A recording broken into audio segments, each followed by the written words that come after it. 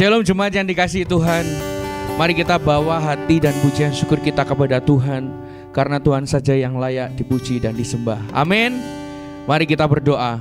Bapa, kami mengucap syukur Tuhan atas hari baru yang Kau berikan dalam kehidupan kami Bapa. Tiba saatnya Tuhan kami mau bersorak-sorai, memuji dan memuliakan nama Engkau Tuhan. Dan kami merindukan jamahan Kau atas setiap kami Bapa. Terima kasih Bapa, terima kasih. Hanya di dalam nama Tuhan Yesus Kristus yang percaya katakan amin. Haleluya. Mari masuk gerbangnya.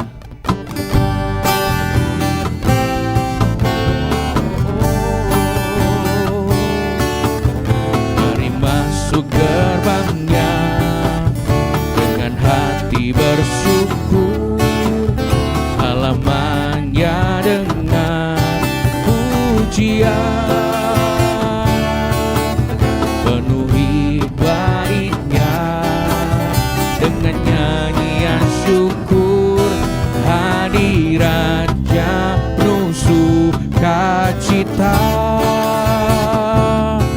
Sebab Tuhan Dia baik dan anugerah-Nya kekal selama-lamanya. Amin.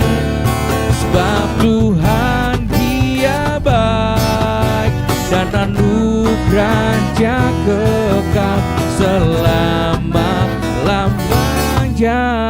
Amin.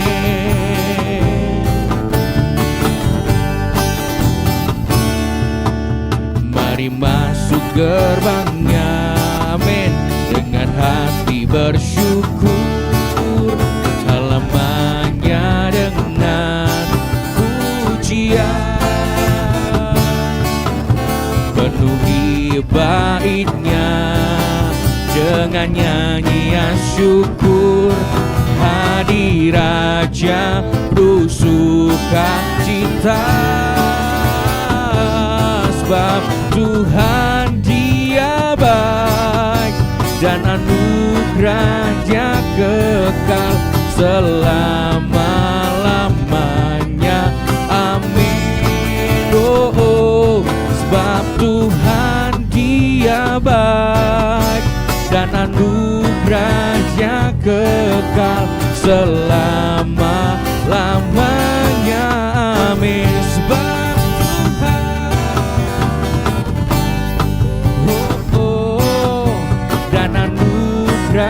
Dia kekal selama-lamanya. Amin. Sebab Tuhan Dia baik dan anugerah-Nya kekal selama-lamanya. Amin. Haleluya. Mari masuk gerbangnya dengan hati bersyukur, halamannya dengan pujian. Penuhi baitnya dengan nyanyian syukur, hadirat Raja penuh sukacita. Tuhan Dia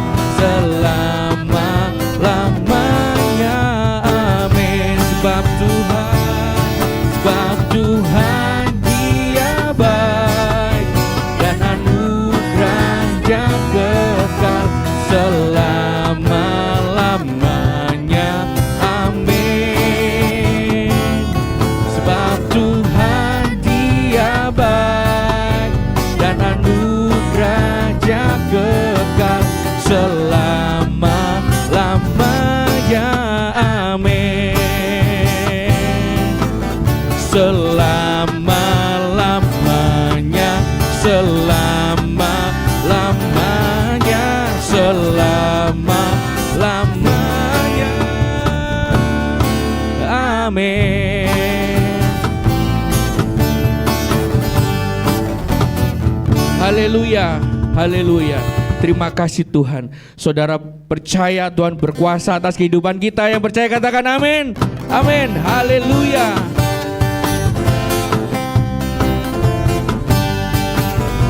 Tuhan berkuasa, Tuhan berkuasa, Tuhan berkuasa. Bumi bersuka, bumi bersuka, bumi bersuka. Oh, oh, umatnya bersorak.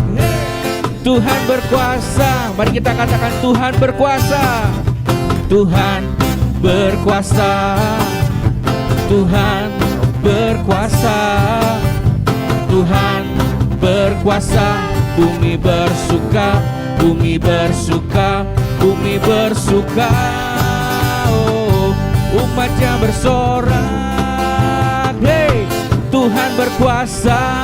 Api menyala di depannya, api menyala di depannya. Amin. Membakar semua musuhnya. Bukit-bukit pun runtuh dalam hadirat Tuhan. Mari kita katakan dalam hadirat Tuhan.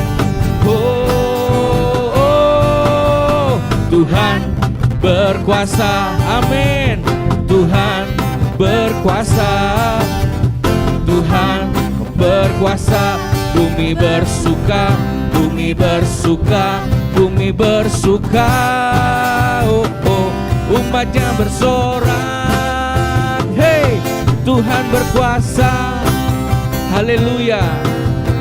Api menyala di depannya, membakar semua musuhnya.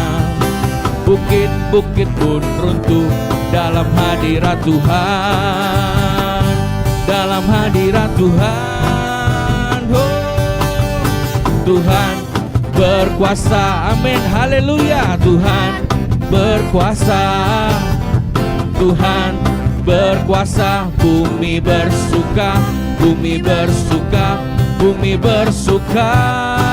Oh, umatnya bersorak. Hey, Tuhan berkuasa. Mari kita katakan Tuhan berkuasa, Tuhan berkuasa. Katakan dengan iman saudara, Tuhan berkuasa atas segala hal yang ada di bumi ini saudara. Amin. Bumi bersuka, bumi bersuka, bumi bersuka. Oh, oh, umatnya bersorak. Hey, Tuhan berkuasa. Api menyala di depannya, api menyala di depannya, membakar semua musuhnya. Bukit-bukit pun runtuh dalam hadirat Tuhan. Oh, oh, dalam hadirat Tuhan. Oh, Tuhan berkuasa. Amin. Tuhan berkuasa, Tuhan berkuasa. Bumi bersuka, bumi bersuka, bumi bersuka. Oh, umatnya bersorak. Hey, Tuhan berkuasa, Tuhan berkuasa. Oh, Tuhan berkuasa. Haleluya. Berikan sorak-sorai kemuliaan hanya bagi Tuhan kita. Amin. Terima kasih Tuhan. Terima kasih Bapa. Kami mengucap syukur Tuhan. Kau mengantarkan kami Bapa sampai di tahun 2025 Tuhan. Dengan kami menikmati cinta yang Kau berikan dalam kehidupan kami Tuhan Yesus. Terima kasih Bapa. Kami kagum akan cinta-Mu Tuhan. Kami kagum akan pemeliharaan-Mu dalam kehidupan kami Bapa. Oh, ku kagumi cara-Mu mencintaiku. Kau ada di cerita proses hidupku. Di titik terendahku Kau hadir tuh mengangkatku. Ku tahu Kau tak menyerah akan hidupku. Ku kagumi mencintaiku. Kau ada di cerita proses hidupku. Di titik terendahku kau hadir tuh mengangkatku. Ku tahu kau tak menyerah akan hidupku. Tak terbatas kuasamu, tak terduga caramu. Kau yang ku andalkan di setiap langkah hidupku. Tak terbatas kasih-Mu, tak terduga jalan-Mu. Kau yang ku percaya di segala musim hidupku.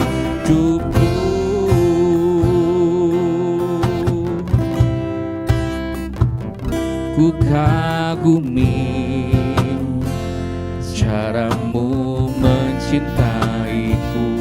Kau ada di cerita proses hidupku. Di titik terendahku kau hadir tuh mengangkatku. Ku tahu kau tak menyerah akan hidupku. Ku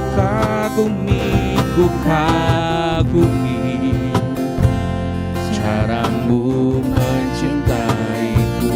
Kau ada di cerita proses hidupku. Di titik terendahku Tuhan, Kau hadir untuk mengangkatku. Menyerah akan hidupku. Tak terbatas, tak terbatas kuasa-Mu, tak terduga cara-Mu. Kau yang ku andalkan di setiap langkah hidupku. Tak terbatas kasih-Mu, tak terduga jalan-Mu. Kau yang ku percaya di segala musim hidupku.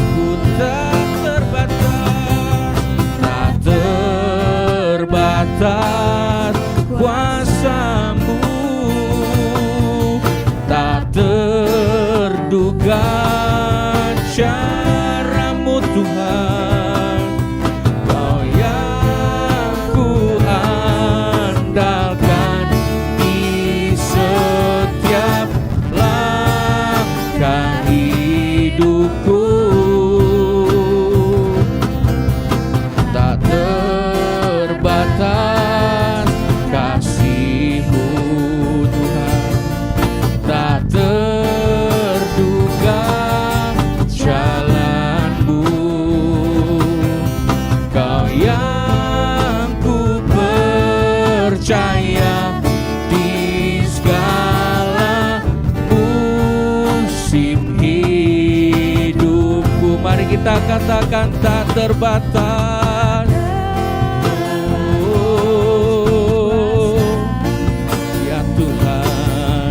Tak terduga cara-Mu. Kau yang ku andalkan di setiap langkah hidupku.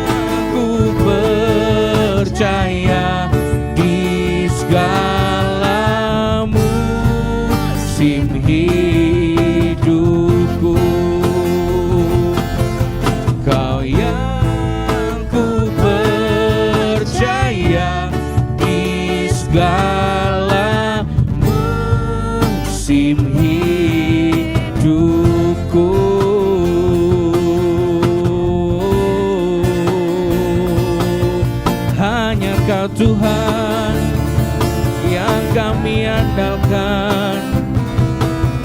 Di setiap musim yang kami lalui, di setiap musim yang kami hadapi, hanya Kau yang berkuasa, hanya Kau yang berkuasa. Yesus namanya, Yesus Tuhan.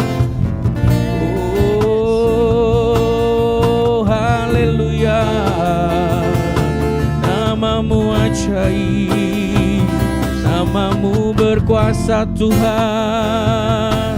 Oh haleluya, syaralaya ramaya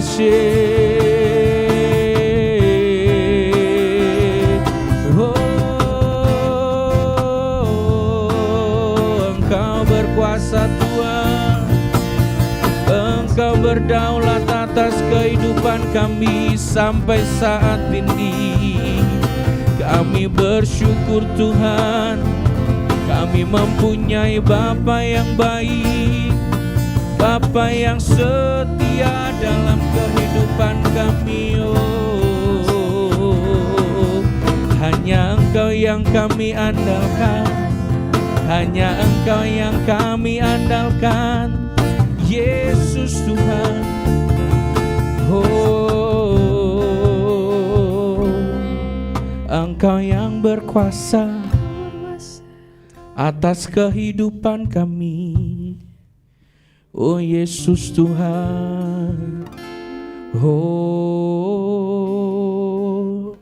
biarkan Engkau nyata dalam kehidupan kami. Lebih lagi Bapa, biarkan Roh Kudus-Mu nyata dalam kehidupan kami. Mari kita berdoa. Bapa di surga, kami bersyukur pada kesempatan malam hari ini akan belajar firman Tuhan lagi. Urapi hamba-Mu, urapi kami semua ya Tuhan, supaya kami menangkap firman, kami memahami kebenaran. Oleh pertolongan Roh Kudus kami boleh menghidupi kebenaran ini sampai kami dimerdekakan. Kami serahkan pemberitaan ini sepenuhnya dalam tuntunan Tuhan. Di dalam nama Yesus kami mengucap syukur dan berdoa. Haleluya, semua katakan amin. Shalom, selamat malam Bapak Ibu saudara sekalian. Kita jumpa lagi dalam acara Worship at Home. Pada malam hari ini kita belajar firman Tuhan. Tidak terlalu penting kita berpikir tentang berapa lama kita sudah ikut Tuhan Yesus, atau berapa banyak kegiatan gerejawi atau aktivitas rohani yang sudah kita lakukan, bahkan berapa banyak korban yang sudah kita persembahkan kepada Tuhan. Karena semuanya tidak terlalu penting jikalau kita tidak melakukan yang satu ini yang Tuhan Yesus sendiri katakan. Nah, untuk itu mari kita melihat dalam ayat firman Tuhan Lukas pasal yang ke-10. Saya baca mulai ayat 38 sampai dengan ayat yang ke-42. Ketika Yesus dan murid-muridnya dalam perjalanan, tibalah ia di sebuah kampung. Seorang perempuan yang bernama Marta menerima dia di rumahnya. Perempuan itu mempunyai seorang saudara yang namanya Maria. Maria ini duduk dekat kaki Tuhan dan terus mendengarkan perkataannya. Sedang Marta sibuk sekali melayani. Ia mendekati Yesus dan berkata, "Tuhan, tidakkah Engkau peduli bahwa saudaraku membiarkan aku melayani seorang diri? Suruhlah dia membantu aku." Tetapi Tuhan menjawabnya, "Marta, Marta, engkau khawatir dan menyusahkan diri dengan banyak perkara." Nah, perhatikan ayat 42. Tetapi hanya satu saja yang perlu. Maria telah memilih bagian yang terbaik yang tidak akan diambil daripadanya. Sampai di sini pembicaraan kita pada awal ini. Kita melihat bahwa ada Marta, ada Maria. Dituliskan dalam kisah ini bahwa Marta sibuk sekali melayani. Saya mau katakan pada Bapak Ibu saudara sekalian, melayani itu tentu lebih baik daripada menganggur saja menjadi orang percaya. Tetapi menjadi kurang baik karena ketika Marta sibuk sekali melayani, barangkali ia sedang mempersiapkan jamuan makan untuk Tuhan Yesus. Kemudian dia melihat jamnya sudah tiba tapi masakan belum selesai. Dan dia melihat kepada saudaranya Maria yang cuma duduk dekat kaki Tuhan. Maka dia komplain. Dia datang pada Tuhan dan berkata, "Tuhan, tidakkah Engkau peduli? Aku melayani seorang diri, suruh saudaraku bantu aku." Nah, Dari ungkapan ini ada sebuah perasaan iri hati Marta kepada Maria, dan itu sesuatu yang sangat tidak menyenangkan hati Tuhan, sehingga sama sekali Tuhan tidak membela kepada Marta. Bahkan Tuhan berkata, Marta, Marta, engkau terlalu khawatir dan menyusahkan diri dengan banyak hal. Lalu apa yang Tuhan lanjutkan dari bicara itu? Saya ulang ayat 42. Tetapi hanya satu saja yang perlu. Ikut Tuhan Yesus ternyata hanya satu saja yang perlu. Apakah itu saudara? Ditulis dalam ayat 39 seperti ini. Ayat 39 dari Lukas 10. Perempuan ini mempunyai seorang saudara yang bernama Maria. Saudara perhatikan kalimat berikut. Maria ini duduk dekat kaki Tuhan dan terus mendengarkan perkataannya. Nah, ini yang dimaksudkan dengan hanya satu saja yang perlu. Seperti sebuah uang logam dengan dua sisi, satu dengan yang lain tidak boleh saling meninggalkan. Dan ini yang dilakukan oleh Maria. Yang pertama, duduk dekat kaki Tuhan. Tentu kita tahu itu berdoa. Kemudian yang kedua, terus mendengarkan perkataannya. Tentu itu firman Tuhan. Nah, mari kita belajar. Tidak seperti Marta yang sibuk sekali melayani tapi dengan sikap hati iri kepada saudaranya. Tapi kita mau teladani Maria. Dikatakan duduk dekat kaki Tuhan itu berdoa. Saya membuka kamus bahasa Indonesia. Kalau ditulis berdoa itu permohonan kepada Tuhan. Tetapi ternyata berdoa itu kita tidak bisa mendefinisikan dengan kalimat manusia. Karena itu di sarana yang dibuat Allah untuk kita berhubungan dengan Allah sebagai Bapa, menjalin keakraban dengan Tuhan dalam persekutuan. Itulah doa. Nah, seorang hamba Tuhan berkata bahwa keakraban dengan Tuhan adalah tujuan utama kekristenan. Seorang hamba Tuhan yang lain mengatakan bahwa doa mencari wajah Tuhan itu melebihi semua kegiatan yang lain, karena disitulah kepribadian kita diubahkan oleh Tuhan. Nah, ternyata yang dimaksudkan doa ini bukan doa makan pagi, makan siang, makan malam, doa 3 kali sehari atau tambah bangun tidur pagi dan mau tidur malam 5 kali sehari. Bukan seperti itu. Yang dimaksudkan di sini adalah doa menjalin hubungan dengan Tuhan. Yang saya sebutkan tadi bahwa kita sedang menjalin keakraban dengan Tuhan, karena itu tujuan utama kekristenan. Nah, Alkitab mencatat kepada kita sekalian di dalam Mazmur pasal yang ke-27 pada ayat yang ke-8 seperti ini. Hatiku mengikuti firman-Mu, carilah wajahku, maka wajah-Mu ku cari ya Tuhan. Saudara, doa mencari wajah Tuhan. Sering kita hanya mencari tangan Tuhan untuk menolong kita, untuk memberkati kita, untuk menyembuhkan kita, untuk membuat mujizat atas hidup kita. Pokoknya kita cari tangan Tuhan untuk menolong kita. Hari ini kita belajar sebuah doa yang beda, yaitu doa mencari wajah Tuhan. Saya juga bertanya kepada Tuhan, ada apa di wajah-Mu sehingga kami perlu mencarinya. Nah, kalau kita bertanya selalu Tuhan itu memberikan jawab.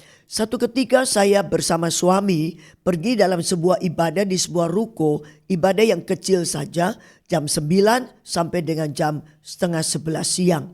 Kemudian ketika selesai ibadah mulai bersalam-salaman dengan jemaat yang hadir. Lalu saya bersalaman dengan jemaat, datanglah seorang wanita, seorang ibu suku Jawa, orang sangat sederhana, bersalaman dengan saya. Lalu di dalam ucapannya dia berkata begini, Bu Vivi, saya ini iri hati sekali dengan ibu. Saudara, dosa iri hati itu adalah dosa sembunyi-sembunyi. Tapi ibu ini berterus terang kepada saya bahwa dia iri hati kepada saya. Lalu timbul dalam hati saya untuk bertanya, mengapa ibu kok iri hati pada saya? Lalu sepertinya dia tidak mau menjawab, tapi saya paksa dia untuk harus menjawab. Lalu dia berkata begini, ya Bu Vivi punya suami sabar sekali. Loh, dalam hati saya, kami belum pernah berjumpa, baru jumpa kali ini kok bisa tahu kalau suamiku sabar. Lalu saya maju satu langkah lagi dan saya bertanya, dari mana ibu tahu kalau suamiku sabar? Ibu ini malu, tersipu-sipu dan dia berkata, sudah siang Bu Vivi, saya mau pulang masak untuk suami. Saya bilang, loh, ibu tidak boleh pulang, ibu sudah buat soal, ibu harus jawab dulu soalnya. Kalau sudah menjawab boleh pulang. Terpaksa dia harus menjawab dulu baru boleh pulang. Lalu saya ulang lagi pertanyaan saya, dari mana ibu tahu kalau suamiku seorang yang sabar? Lalu ibu itu dia menjawab Karena dia suku Jawa, dia menjawab dengan bahasa Jawa. Dia bilang ketoro bu. Lalu saya maju lagi, ketoro dari apanya? Dia jawab, ketoro teko raini. Nah, dari situ saya mendapat jawab dari Tuhan. Ternyata wajah itu mencerminkan sifat. Nah, Alkitab mencatat dalam surat Yohanes bahwa Allah itu adalah kasih.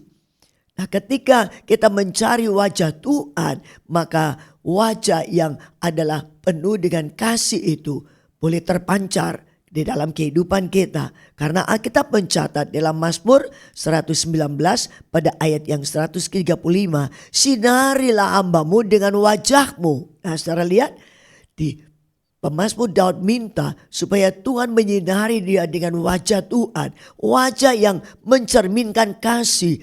Wajah yang menyinarkan kasih. Dan ajarkanlah ketetapan-ketetapanmu kepadaku. Ya saudara, dari sini saya belajar bahwa wajah ini mencerminkan sifat. Dan sifatnya Allah. Allah adalah kasih. Kita tidak bisa melihat Allah yang adalah roh. Tapi di dalam doa kita bisa minta dia menyinari kita dengan wajahnya yang adalah kasih. Dan di dalam kitab Pengkhotbah dikatakan bahwa dalam kitab Kidung Agung maksud saya dikatakan bahwa cinta itu kuat seperti maut. Nah, cinta yang kuat seperti maut itu, kasih yang kuat seperti maut itu menyinari hati kita sekalian. Saya mau kasih tahu kepada saudara, ketika sinar itu menyoroti hati kita, seandainya di dalam hati kita ada hal-hal yang berlawanan dengan kasih, ada kemarahan, ada kebencian, ada kedengkian, ada kepahitan, ada niat balas dendam, ada egois, ada kesombongan. Pokoknya semua yang berlawanan dengan kasih,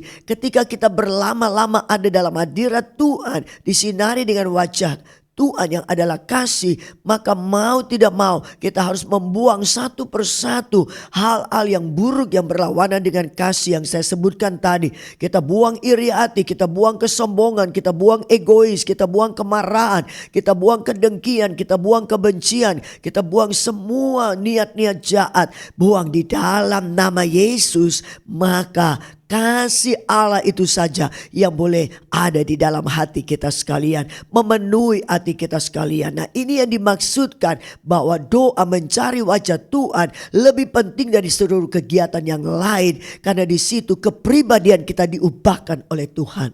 Bukankah kita jadi orang percaya bukan hanya supaya sakit jadi sembuh, lalu kekurangan diberkati jadi kelimpahan, tapi ada goal yang harus kita capai, yaitu menjadi serupa dengan gambar Tuhan Yesus Kristus. Dan itu tidak bisa terjadi secara sulapan simsalabim abrakadabra jadi seperti Yesus. Tidak bisa, harus melewati disiplin rohani yang saya katakan ini, yaitu doa mencari wajah Tuhan. Saya percaya Bapak Ibu Saudara semua berdoa, tapi barangkali doa yang satu ini kita belum setia untuk melakukannya. Yang kita tahu yaitu doa permohonan, doa makan, doa mau tidur, doa bangun tidur, kemudian apalagi doa telegram. Saudara tahu doa telegram?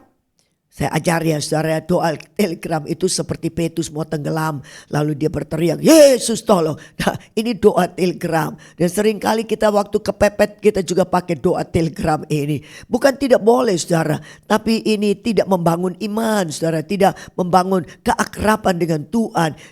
Orang Jawa bilang Tuhan me dipek butuh etok. Ya, nah mari kita bertobat dari Kristen yang anak-anak yang selalu doa telegram. Kita mau lebih maju lagi, lebih dewasa dalam pengiringan kita kepada Tuhan, yaitu doa menjalin keakraban dengan Tuhan, doa mencari wajah Tuhan, mengizinkan wajah Tuhan menyinari hati kita sekalian. Saya berharap pemahaman yang satu ini boleh sungguh termeterai dalam hati Bapak Ibu Saudara sekalian, bukan hanya sebagai pengetahuan, tapi kita mau mencoba untuk menerapkannya tiap hari dalam kehidupan kita. Semakin hari kita semakin intim, semakin hari semakin akrab, semakin hari semakin hati kita melekat hanya kepada Tuhan Yesus saja. Itu yang pertama, disiplin rohani yang pertama yang Tuhan maksudkan, hanya satu saja yang perlu. Seperti tadi saya katakan, sebuah uang logam dengan dua sisi. Kita belajar sisi yang satu, yaitu doa mencari wajah Tuhan. Nah sekarang yang berikut, yaitu dikatakan bahwa Maria duduk dekat kaki Tuhan dan terus-menerus mendengarkan perkataannya. Nah, mendengarkan perkataan Tuhan itulah mendengarkan firman. Kita perlu disiplin yang satu ini saudara, yaitu merenungkan firman Allah. Membaca dan merenungkan firman Allah. Bukankah Paulus berkata kepada Timotius bahwa firman Allah itu sangat bermanfaat untuk kita, bukan? Bermanfaat untuk mengajar kita, bermanfaat untuk memperbaiki kelakuan kita, bermanfaat untuk menyatakan kesalahan kita, kemudian mendidik kita di dalam kebenaran. Nah, mari kita mau mendisiplinkan diri kita dengan yang satu ini, saudara. Karena Mazmur 1 dituliskan seperti ini pada ayat yang kedua dan ayat yang ketiga. Tetapi yang kesukaannya ialah Taurat Tuhan, dan yang merenungkan Taurat itu siang dan malam. Ayat 3, ia seperti pohon yang ditanam di tepi aliran air, yang menghasilkan buahnya pada musimnya dan yang tidak layu daunnya. Apa saja yang diperbuatnya berhasil. Saudara lihat, yang membuat kita berhasil itu bukan upaya kita saja. Yang membuat kita berhasil itu bukan karena modal kita besar. Yang membuat kita berhasil itu karena pengalaman kita. Yang membuat kita berhasil ini karena skill kita luar biasa. Bukan hanya itu, saudara. Alkitab mencatat kepada kita sekalian, kita perlu merenungkan firman Allah siang dan malam. Maka kita itu akan seperti pohon yang menghasilkan buah pada musimnya, daunnya tidak layu. Apa saja yang diperbuat menjadi berhasil. Jadi kalau saudara ingin berhasil dalam pendidikan, saudara ingin berhasil dalam pelayanan, saudara ingin berhasil dalam usaha, saudara ingin berhasil dalam membina keluarga, saudara ingin berhasil dalam mendidik anak-anak, saudara ingin berhasil dalam segala bidang kehidupan ini, saudara perlu melakukan yang satu ini juga, yaitu merenungkan firman Tuhan siang dan malam. Nah, saudara, saya belajar tentang kata merenungkan itu, saudara, berasal dari kata haga. Itu dulunya saya pikir hanya duduk melamun begitu. Tidak, saudara. Kata merenungkan itu, saudara, mengucapkan pelan-pelan firman Tuhan yang kita baca. Merenungkan, mengucapkan pelan-pelan. Bukan untuk orang lain, tapi untuk diri kita sendiri. Nah, siklus yang menyehatkan kerohanian kita, saya ajarkan pada saudara sekalian, yaitu mengucapkan firman. Bukankah Alkitab mencatat bahwa hidup mati dikuasai oleh lidah? Siapa suka menggemakannya, dia makan buahnya. Jangan gemakan hal yang negatif, jangan gemakan gosip, jangan gemakan hal fitnah, jangan gemakan hal mencari-cari soal. Mari kita gemakan firman, saudara. Dan ketika kita gemakan firman untuk diri kita, kebanyakan kita mempersiapkan firman untuk khotbah kepada orang lain. Tapi lebih penting kita juga menggemakan firman untuk diri kita sendiri. Ketika kita ucap firman, bukankah Alkitab mencatat bahwa iman itu timbul dari pendengaran. Pendengaran akan firman Kristus. Nah, kita ucap, telinga kita sendiri mendengar, lalu iman kita itu timbul. Nah, Alkitab juga mencatat, sebab tanpa iman tidak seorang berkenan kepada Allah. Orang yang berpaling kepada Allah harus percaya bahwa Allah ada dan memberi upah kepada mereka yang sungguh-sungguh mencari Dia. Nah, mari saudara, kita mau belajar ucap sampai telinga kita mendengar. Bukan orang lain, saudara, kita mendengar. Ketika kita ucap, telinga kita dengar, lalu iman kita timbul. Nah, ketika iman kita timbul, saudara, kita dapatkan semua yang kita perlukan dari Tuhan. Cocok dengan apa yang kita ucapkan, janji-janji Tuhan tersebut. Nah, saudara boleh ikuti gerakan saya di tempat saudara sendiri. Seperti ini kira-kira. Jari telunjuk kita taruh di bibir, ucap firman. Lalu telinga dengar, kita tunjuk telinga kita dengar. Lalu iman timbul. Sesudah ada iman, baru kita dapatkan janji-janji Tuhan. Tanpa iman tak dapat janji Tuhan. Perlu iman. Bagaimana perlu iman? Iman itu timbul ketika dengar firman. Jangan tunggu hari Rabu, jangan tunggu hari Minggu, jangan tunggu hari-hari di mana kita berhimpun kita dengar firman. Kita perlu baca firman dan kita perlu renungkan firman lewat memperkatakan lewat mulut kita sendiri. Dan ini sesuatu yang sangat penting perlu kita lakukan kalau kita mau berhasil, saudara. Ucap firman, telinga dengar, iman timbul, dapat janji-janji Tuhan. Nah, mari kita mempraktekkan ini menjadi gaya hidup kita, menjadi kebiasaan kita. untuk tiap-tiap kali kita melakukannya di dalam kehidupan kita. Dan kita akan mengalami saudara seperti yang Tuhan katakan kepada Maria. Saudara, apa yang terjadi dengan Maria setelah dia duduk dekat kaki Tuhan, disiplin doa mencari wajah Tuhan, dan terus mendengarkan perkataan Tuhan, yaitu merenungkan firman lewat ucap, dengar, timbul iman dan dapat janji Tuhan. Saudara, apa yang terjadi atas Maria?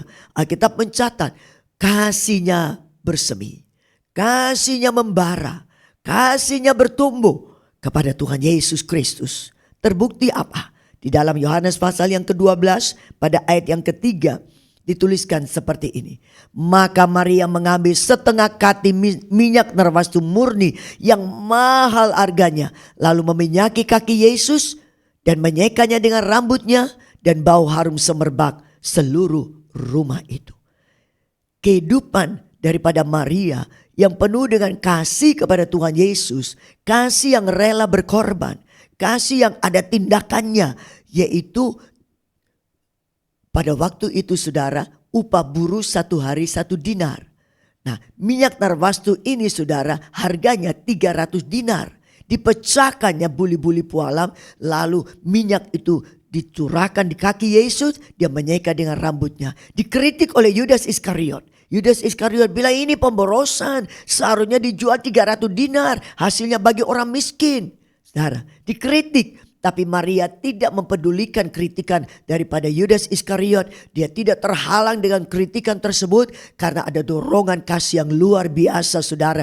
Ia tidak membatalkan niatnya. Dan saudara, kita melihat bahwa Yudas Iskariot berkata seperti itu. Tuhan bilang dia cuma dusta, dia cuma omong kosong. Karena dia tidak cinta orang miskin dan dia juga suka curi kas yang dipegangnya. Beda dengan Maria saudara. Pembelaan Tuhan datang atas Maria. Berapa banyak kita di dalam hidup yang penuh dengan perjuangan ini, di tengah hidup yang penuh dengan pergumulan ini, ada banyak masalah silih berganti dalam kehidupan kita. Kita ingin mendapat pembelaan yang daripada Tuhan. Saya percaya semua yang mengikuti acara ini juga kepingin mendapat pembelaan dari Tuhan, bukan? Lakukan yang satu ini saudara, yaitu rela berkorban, didorong oleh kasih. Walaupun orang mengkritik, walaupun orang menghujat, tapi kita dapat pembelaan yang daripada Tuhan Yesus Kristus. Kita melihat saudara, ayat firman Tuhan menuliskan di dalam Matius pasal yang ke-26. Pada ayat 10 saya baca untuk saudara, kemudian ayat 12 dan ayat 13. Tetapi Yesus mengetahui pikiran mereka lalu berkata, "Mengapa kamu menyusahkan perempuan ini?" Yesus tahu tentang kritikan-kritikan. Yesus tahu tentang orang-orang yang menjadi galau oleh karena perbuatan Maria. Tuhan bilang, ia telah melakukan suatu perbuatan yang baik padaku. Saudara, kalau kita melakukan sesuatu untuk Tuhan, saudara, jangan pikirkan tentang penilaian manusia. Karena penilaian atau pujian manusia itu sia-sia. Penilaian manusia juga bisa salah, bisa keliru. Tapi penilaian Tuhan tak pernah salah dan tak pernah keliru. Dan dia berkata bahwa Maria telah melakukan suatu perbuatan yang baik padaku. Nah mari, apa yang kita pernah mau lakukan atau yang akan kita lakukan, mari kita periksa apakah ini suatu perbuatan yang baik, yang dinilai baik oleh Tuhan. Maka kita meneruskannya. Ayat 12. Sebab dengan mencurahkan minyak itu ke tubuhku, ia membuat suatu persiapan untuk penguburanku. Saudara, saya pikir Maria belum terlalu tahu jelas tentang kematian dan penguburan Yesus. Tapi apa yang dibuat oleh Maria, yaitu memecahkan buli-buli pualam dengan menyeka minyak narwastu di kaki Yesus dengan rambutnya, sesungguhnya dinilai oleh Tuhan begitu tinggi. Sehubungan dengan persiapan penguburan Tuhan Yesus sendiri. Saudara yang dikasih oleh Tuhan, ketika kita berkorban, didorong oleh kasih, bukan jumlah, bukan nominal, bukan berapa, tetapi bagaimana sikap hati kita. Kalau sikap hati kita itu benar di hadapan Allah, penuh dengan kasih yang mendorong, alasannya hanya kasih saja, maka oleh Tuhan dinilai lebih tinggi dari yang sesungguhnya. Ini pembelaan Tuhan yang kedua atas Maria. Sekarang yang ketiga, ayat 13 dikatakan seperti ini. Aku berkata kepadamu, sesungguhnya di mana saja Injil ini diberitakan di seluruh dunia, apa yang dilakukannya ini akan disebut juga untuk mengingat dia. Luar biasa saudara. Bukankah sampai hari ini kita juga masih terus mendengarkan peristiwa ini saudara? Bahwa Maria telah melakukan apa yang baik, Maria telah berkorban dengan tulus hati, dengan penuh kasih, dan sungguh luar biasa sampai hari ini dan seterusnya. Alkitab mencatat sampai Injil diberitakan, bahkan sampai Yesus datang baru selesai orang mengingat akan perbuatan Maria. Luar biasa saudara. Nah mari, kalau kita ingin mengalami seperti yang dialami oleh Maria, yaitu perbuatannya mendapat pembelaan yang luar biasa dari Tuhan, mari kita mau meneladani Maria. Saudara yang dikasihi oleh Tuhan, Maria ini melakukan, didorong oleh kasih. Bukankah Alkitab mencatat kepada kita sekalian di dalam 1 Korintus pasal yang ke-13, ayat yang pertama sampai dengan ayat yang ketiga. Sekalipun aku dapat berkata-kata dengan semua bahasa manusia dan bahasa malaikat, tetapi jika aku tidak mempunyai kasih, aku sama sekali, saya ulang, aku sama dengan gong yang berkumandang dan canang yang gemerincing. Ayat 2, sekalipun aku mempunyai karunia untuk bernubuat, dan aku mengetahui segala rahasia dan memiliki seluruh pengetahuan. Dan sekalipun aku memiliki iman yang sempurna untuk memindahkan gunung, tetapi jika aku tidak mempunyai kasih, aku sama sekali tidak berguna. Ayat 3. Dan sekalipun aku membagi-bagikan segala sesuatu yang ada padaku, bahkan menyerahkan tubuhku untuk dibakar, tetapi jika aku tidak mempunyai kasih, sedikit pun tidak ada faedahnya bagiku. Bapak Ibu Saudara yang saya kasih dalam Tuhan, berapa lama kita ikut Tuhan Yesus? Tidak terlalu penting. Berapa banyak kegiatan rohani yang kita sudah lakukan? Juga tidak terlalu penting. Berapa banyak korban secara materi yang sudah kita buat? Juga tidak terlalu penting. Kecuali yang satu ini.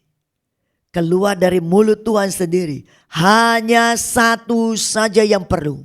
Maria duduk dekat kaki Tuhan, terus mendengarkan perkataan Tuhan. Saudara, disiplin rohani ini, mari kita memasuki tahun yang baru, tahun 2025. Kalau kita mau mendapatkan pembelaan Tuhan di tahun 2025 yang diprediksi oleh semua orang adalah tahun yang sulit, tahun yang sukar, tahun yang ada banyak masalah, khususnya secara ekonomi akan terjadi kegoncangan yang besar, saudara. Apa yang kita mau buat? Apa yang kita mau lakukan? Mampukah kita mengatasi dengan kehidupan kita sendiri? Kita perlu pembelaan dari Tuhan Yesus Kristus. Nah untuk itu kita harus memulai mendisiplinkan diri kita dengan disiplin rohani ini saudara. Satu dengan yang lain tidak bisa saling meninggalkan. Doa. Doa bukan minta-minta. Doa bukan cari tangan Tuhan saja, tapi doa bersekutu dengan Tuhan. Orang yang menanti-nantikan Tuhan mendapat kekuatan baru. Ia akan terbang tinggi seperti burung Raja Wali dengan kekuatan sayapnya. Berlari tidak menjadi lesu, berjalan tidak menjadi lelah. Mari ambil komitmen baru pada malam hari ini. Mumpung masih awal tahun Januari ini. Mari kita lakukan sesuatu yang beda yang mungkin dulu kita tidak lakukan. Atau kita melakukannya tidak sungguh-sungguh. Atau kita melakukannya tidak ajak. Sekarang kita mau melakukannya dengan lebih ajak lagi. Tuhan Yesus sendiri berdoa untuk dapatkan kekuatan. Seorang malaikat datang kepada dia bukan? Ketika dia ketakutan menghadapi salib di bukit Golgota. Dia berdoa kepada Bapa 3 kali dia berdoa. Lalu malaikat datang memberi kekuatan kepadanya. Yang berikut saya ulang lagi, firman Tuhan tiap hari harus menjadi makanan rohani kita supaya kita kuat di dalam Tuhan. Saudara, Tuhan Yesus dicobai oleh iblis saja dia juga pakai ada tertulis, ada tertulis, ada tertulis. Dan akhirnya dia berkata, "Enyahlah engkau iblis." Dan iblis lari daripadanya. Mari saudara, teladani Tuhan Yesus, teladani yang dilakukan oleh Maria supaya hidup kita memasuki langkah-langkah berat mungkin di tahun 2025 ini. Kita tetap yakin bahwa kita bisa melewatinya dengan pembelaan yang datang dari Tuhan Yesus. Seperti yang diberikan kepada Maria akan diberikan juga kepada kita sekalian. Kita akan memasuki hari-hari yang mungkin sulit sekalipun, tetapi menjadi mudah karena bersama dengan Tuhan, dengan disiplin rohani yang kita lakukan, hanya satu saja yang perlu. Doa mencari wajah Tuhan, perenungan firman Allah tiap-tiap hari. Maka hari-hari yang kita lewati, kita akan berkemenangan bersama dengan Tuhan atas pembelaannya secara spesial dalam kehidupan kita. Amin. Mari kita tunduk di dalam doa, buat sebuah komitmen yang baru untuk kita mendisiplinkan diri kita dengan disiplin rohani yang satu ini. Bapa di surga, hamba telah menyampaikan kebenaran ini walaupun dengan segala keterbatasan. Tapi hamba mengangkat tangan dan hati di hadapan Engkau, menyaringkan suara bagimu, supaya apa yang hamba sampaikan ini boleh sungguh mendapatkan tempat dalam setiap hati yang sudah mendengarkannya. Biarlah setiap Bapak, Ibu, Saudara yang mendengarkan ini boleh mengambil sebuah komitmen yang baru di hadapan Tuhan. Ya Tuhan, tolonglah supaya kami boleh lebih setia lagi di dalam disiplin rohani, merenungkan firman dan berdoa menyembah Tuhan, supaya kami boleh berkemenangan di tahun ini. Kami boleh mengalami langkah-langkah yang mantap ya Tuhan, dengan pembelaan Tuhan menyertai kehidupan kami semua. Terima kasih Bapa di dalam surga. Meteraikan firman ini oleh pertolongan Roh Kudus, berbisiklah terus menerus. Kalau kami lalai untuk melakukannya, Engkau mau menyentakkan kami sekalian untuk kami insyaf, kami sadar dan kami melakukannya lagi ya Tuhan. Terima kasih Bapa, terima kasih. Kami berdoa supaya semua yang mengikuti worship at home ini mengambil komitmen juga untuk mengikutinya tiap-tiap hari, supaya kami kuat di dalam Engkau. Terima kasih Bapa di surga. Di dalam nama Yesus kami mengucap syukur, kami naikkan doa ini. Kami berdoa juga bagi yang sakit, kami berdoa bagi yang sedang dalam kesulitan, yang mengalami konflik. Di dalam nama Yesus, yang sakit jadi sembuh, yang lemah jadi kuat, yang ada konflik mendapatkan jalan keluar ya Tuhan, dan terjadi kerukunan oleh damai sejahtera Allah yang melampaui akal manusia turun memelihara atas mereka. Mari buka kedua belah tangan, tengadahkan hatimu, terima berkat Tuhan. Tuhan memberkati engkau, Tuhan melindungi engkau, Tuhan menyinari engkau dengan wajahnya. Tuhan menghadapkan wajahnya kepadamu dan memberikan engkau damai sejahtera. Di dalam nama Bapa, Putra dan Roh Kudus, dalam nama Tuhan Yesus Kristus, berkat ini tercurah. Haleluya. Yang diberkati bersama katakan amin. Sampai jumpa di lain kesempatan. Tuhan Yesus memberkati.